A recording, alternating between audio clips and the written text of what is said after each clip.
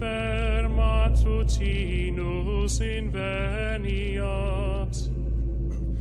Ille in quam Lucifer qui nescito casum, Christus filius tuus, qui regressus ab inferis, humano generis serenus iluxit, et tecum vivit et regnat in saecula saeculorum.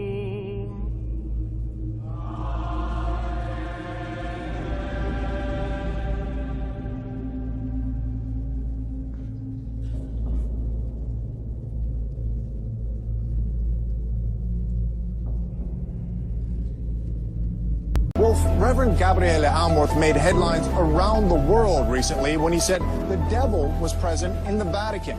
You're talking about something very real, aren't you? All'esistenza del demonio. Absolutely, very real. As to the devil's presence in the Vatican, he says that's no surprise. He once had to perform an exorcism on another exorcist. The first thing we need to do if we're going to find out if the devil is at the Vatican is take a tour underneath the Vatican.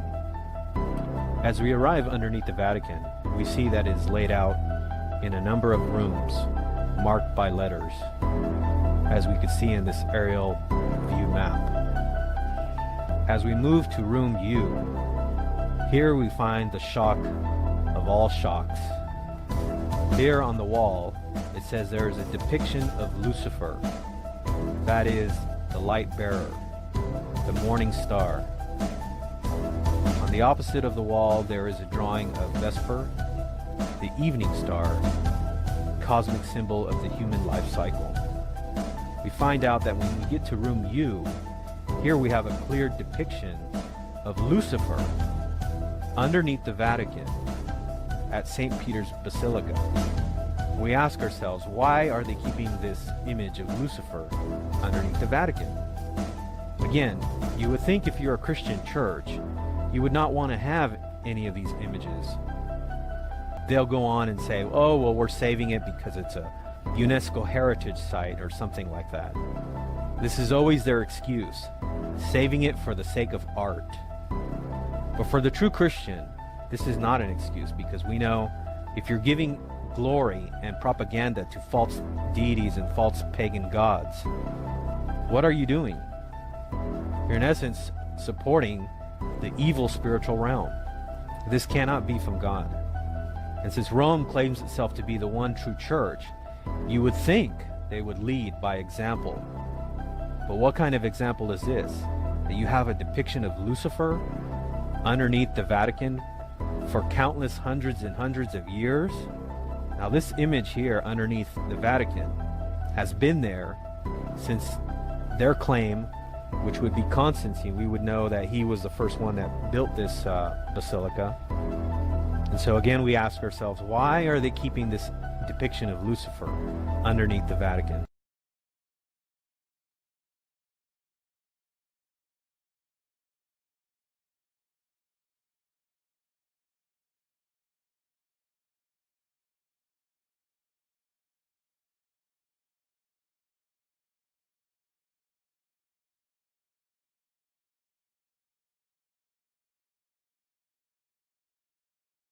On the other, the figure of Moses leads us directly to God.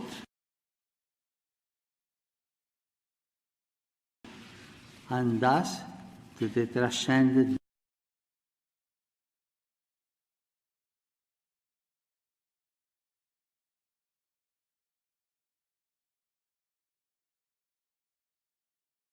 us directly to God.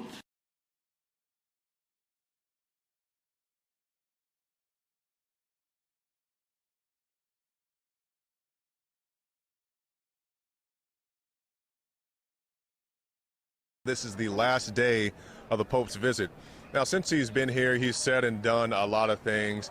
But the thing that stuck out to me the most is something he said during, I guess it was a mass, where he came out and said that the life of Jesus ultimately ended in failure, in the failure on the cross. And if at times our efforts and work seem to fail, and not produce fruit, we need to remember that we are followers of Jesus Christ, and his life, humanly speaking, ended in failure, the failure of the cross. Then he went on to talk about the dangers of being comfortable with surroundings and things such as that, which is a whole nother topic in and of itself. But he says the failure of Jesus, the failure of the cross, even though the Bible clearly states that Jesus knew what was going to happen to him, far as the cross was concerned, how he is going to lay his life down. He even said, Lord, if it is your will, take this bitter cup from me, but not your will, but not my will, your will be done. And particularly we know this when we look at John 17 and 18. Therefore doth my Father love me, because I laid my life down, that I might take it again. No man taketh it from me, but I lay it down myself. Which is to say, nobody took his life from him on the cross. He laid it down willingly. He knew what was going to happen to him. So to say that his life in general, the cross in particular, was a failure is something I'm very disappointed to see from a supposed spiritual leader.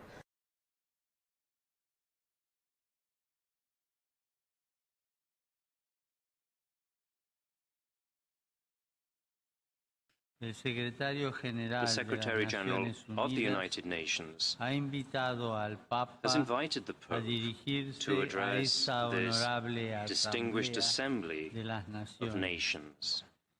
En nombre propio y en el de toda la In my comunidad own católica, name and that of the entire Señor Ban Catholic Ki-moon. community, Repeat that again. Yes, the very first remarks out of his mouth, the translator will say it. I flipped out, Alex. He says, I come to you in my own name, in the name of the Catholic community. He did not come in the name of the Father, the Son, and the Holy Spirit. I never saw him do the sign of the cross while he was here, any of that stuff. This guy is an imposter. I am come in my Father's name, and you receive me not. If another shall come in his own name, him you will receive. En nombre propio y en el de toda la in my comunidad own católica, name and that of the entire Señor Ban Catholic Ki-moon. community. So there he said it, in my own name and in the entire Catholic community. That's who he's coming in the name of. He's not saying he's coming in the name of God or the Father or Jesus Christ or the Holy Spirit. He's just keeping it to him. So he's personalizing. And call no man your father upon the earth, for one is your Father which is in heaven.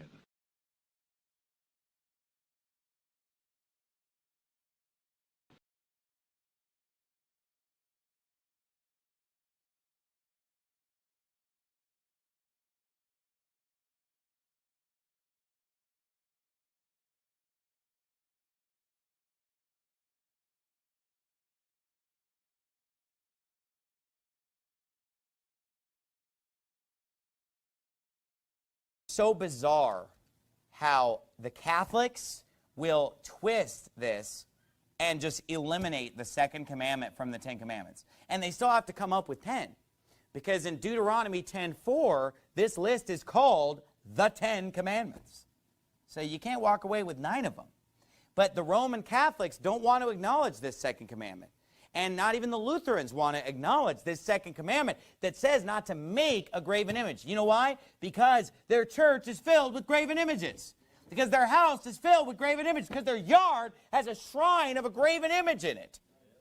And they do bow down themselves unto those graven images. So, of course, they don't want to acknowledge this second commandment. It's an inconvenient commandment for them. So they want to kind of hide it and kind of just tuck it away. So in order to come up, and this is so bizarre, it boggles the mind. But in order to come up with an extra commandment, they got to find a commandment somewhere else to make it add up to 10. So here's what they do. Jump ahead to the 10th commandment, which is thou shalt not covet. And by the way, let me say this. In the New Testament, Jesus quotes this commandment multiple times as simply thou shalt not covet. So all throughout the New Testament, this commandment's just always just pretty much quoted as thou shalt not covet. Over and over again. But yet the Roman Catholics have decided to just cut this commandment in half and split it into 2 so that they can hide the commandment about graven images.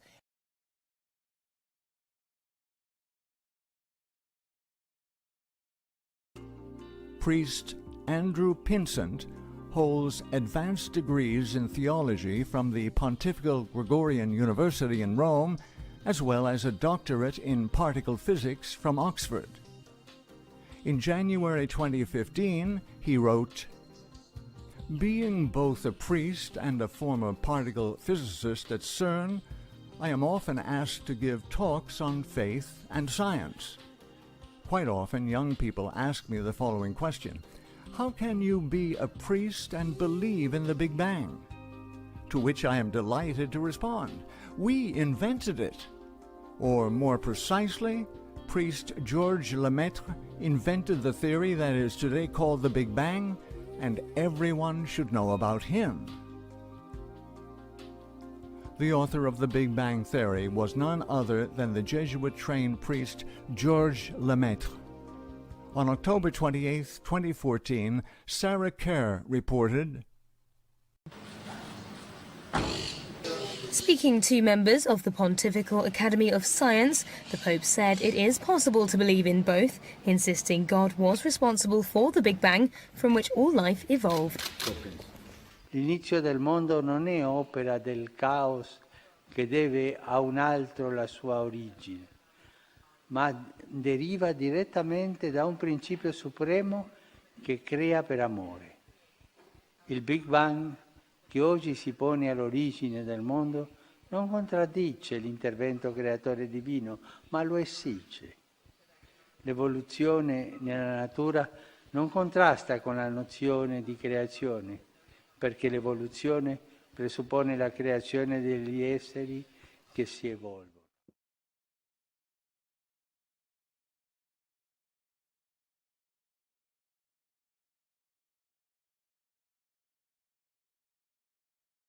Revelation 17, verse 4.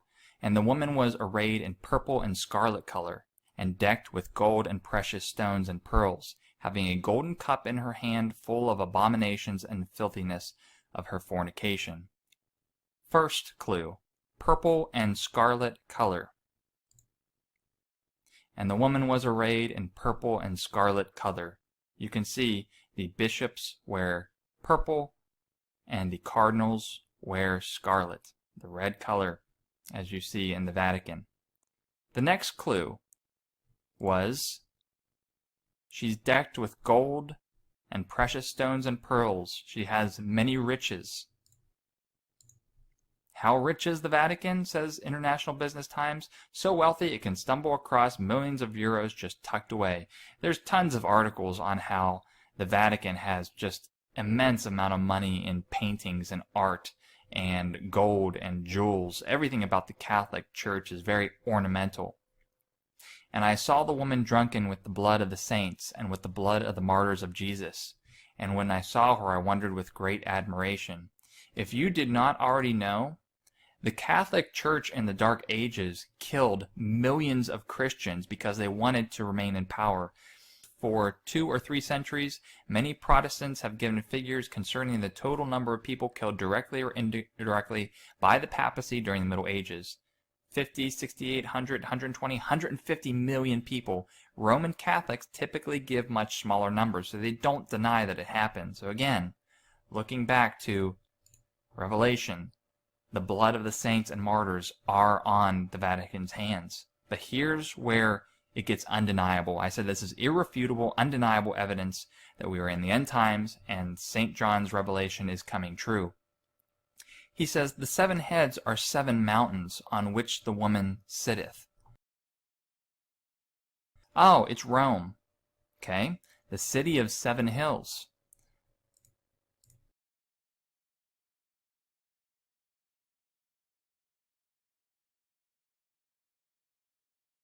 Let's look further. During the point at which St. John had this revelation, he said there are 7 kings. 5 are fallen or dead. 1 is currently a king, and the other has not yet come. And when he does come, he must continue a short space. This is the irrefutable evidence that I want to show to you guys. 7 kings. Let's look at the Vatican's history. In 1929, the Lateran Treaty was signed. Being that the Vatican is a priest-king state, the Pope is not only a religious leader, he is also king. So in 1929, the Pope at that time was the first king. let's take a look at the list of popes. So I'm going to scroll all the way down here to the current Pope Francis. Here we go. And let's scroll up to 1929. Here we go. February 6, 1922 to February 1939. So he was the first king. So let's just do simple counting. First king, second king, third king, fourth king, fifth king, the sixth king. Let's go back and see what it says about the sixth king. 5 are fallen and 1 is. So we look at the sixth king, he is. And the seventh will come later and he'll serve a short time. Who was the seventh? Benedict. What did he do? He quit his position early. One of the first popes, I think, in over 200 years to leave his position.